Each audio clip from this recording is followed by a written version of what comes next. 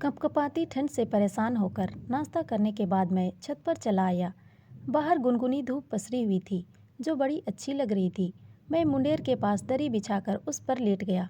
धूप चटक थी, लेकिन मुंडेर के कारण हल्की सी छांव के साथ सुहावनी लग रही थी। ठंड से राहत मिलते ही कपकपीत बंद हो गई। धूप की गर्माहट से कुछ ही समय में आंखें उनिंदी होने लगी और मैं पलकें मूंदकर ऊँघने लगा। यूं भी पिछले साल भर से किताबों में सर खपाकर मैं बहुत थक चुका था और कुछ दिनों तक बस आराम से सोना चाहता था। इसीलिए लॉ की परीक्षा देने के बाद अपनी मौसी के यहाँ जयपुर चला आया था। अभी हल्की सी झपकी लगी ही थी कि अचानक मुंह पर पानी की बूंदें गिरने लगी।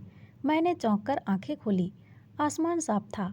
नीले आसमान पर रोज जैसे सफ़ेद बादल तैर रहे थे। तब मेरा ध्यान गया कि पानी की बूंदें मुंडेर से झर रही हैं। दो क्षण लगे नींद की खुमारी से बाहर आकर यह समझने में कि पानी किसी के लंबे घने काले बालों से टपक रहा है। शायद कोई लड़की बाल धोकर उन्हें सुखाने के लिए मुंडेर पर धूप में बैठी थी। एक दो बार खिड़की से झलक देखी थी। एक बार शायद गैलरी में भी देखा था। वह मौसी के पड़ोस वाले घर में रहती थी। उसके भीगे बालों से शैम्पू की भीनी भीनी सुगंध उठ रही थी। मैं उस सुगंध को सांसों में भरता हुआ अधखुली आंखों से उन काले घने भीगे बालों को निहारता रहा। बूंद बूंद टपकते पानी में भीगता रहा, जैसे प्रेम बरस रहा हो। कितना अनूठा एहसास था वह। भरी ठंड में भी पानी की वह बूंदें तन में एक गर्म लहर बनकर दौड़ रही थी। मेरे चेहरे के साथ ही मेरा मन भी उन बूंदों में भीग चुका था। तभी उसने अपने बालों को झटकारा और ढेर सारी बूंदें मुझ पर बरस पड़ी। मेरा तन मन एक मीठी सी सिहरन से भर गया। मैं उठ बैठा। मेरे उठने से उसे मेरे होने का आभास हो गया। वह चौंक खड़ी हो गई। उसके हाथों में किताब थी, कोई उपन्यास पढ़ रही थी।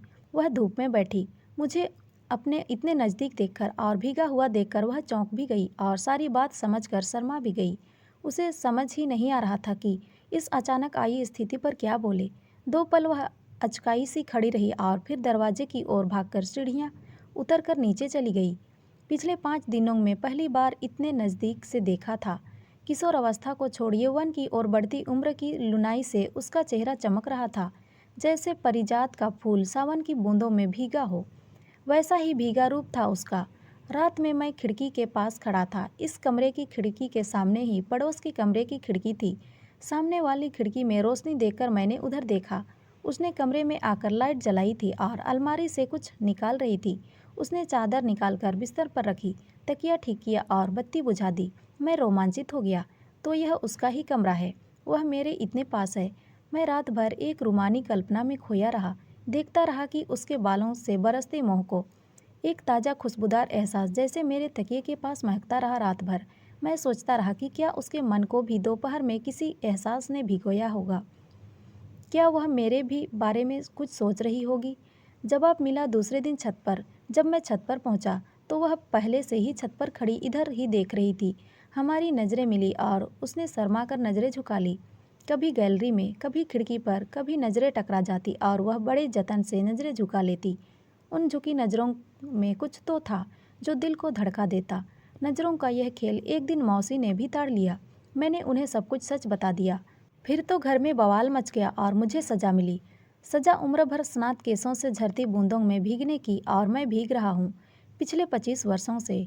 उसके घने काले बालों से झरते प्रेम के वे सुगंधित मोती आज भी मेरे तन को सरोबार करके जीवन को महका रहे हैं और हम दोनों के बीच आज भी प्रेम उतना ही ताज़ा है, उतना ही खिला खिला जैसा उस दिन पहली नज़र में था।